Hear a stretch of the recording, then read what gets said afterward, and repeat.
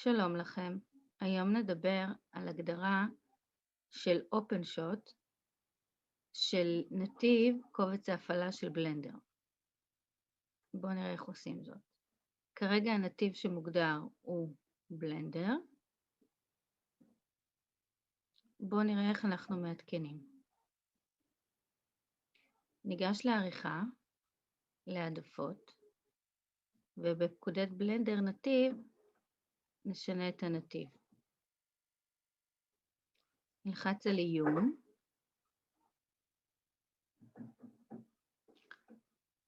ונראה כשאנחנו מגיעים לנתיב הזה. איך אנחנו מגיעים לנתיב הזה? נתחיל דרך המחשב שלי, נלך לכונן C,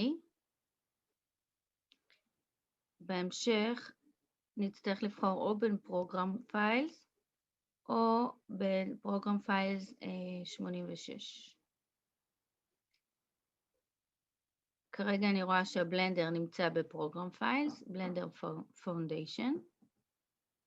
בואו ניגש לתיקייה של בלנדר, וזהו, הגענו למקום שבו הבלנדר נמצא. נבחר באופן. עכשיו, אין צורך בסיומת אקזה, מספיק לנו רק המילה בלנדר, ונעשה סגור. כעת, כשנבוא להוסיף כותרת, נראה שלא תופיע הודעת שגיאה. בואו נחפש כותרת עם מעט שקופיות, כדי שזה יעבוד מהר יותר. כאן יש 210 שקופיות. אני אחפש כותרת עם פחות שקופיות. פה 150, ברק. נראה שטיסה עם הכי מעט שקופיות. נבחר אותה, נשנה את הכותרת.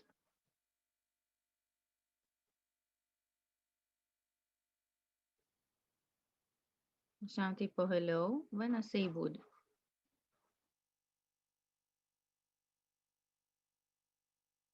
אנחנו רואים שהוא מריץ את כל השקופיות, וככה זה נראה.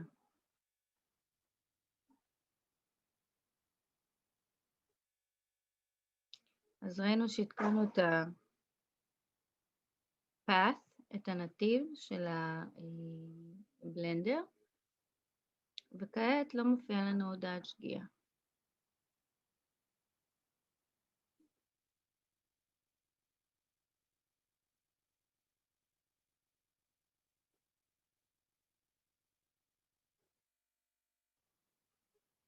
הנה הכותרת נוספה לנו כאן, אפשר להוסיף אותה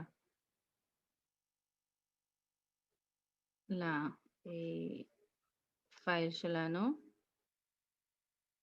בואו נראה.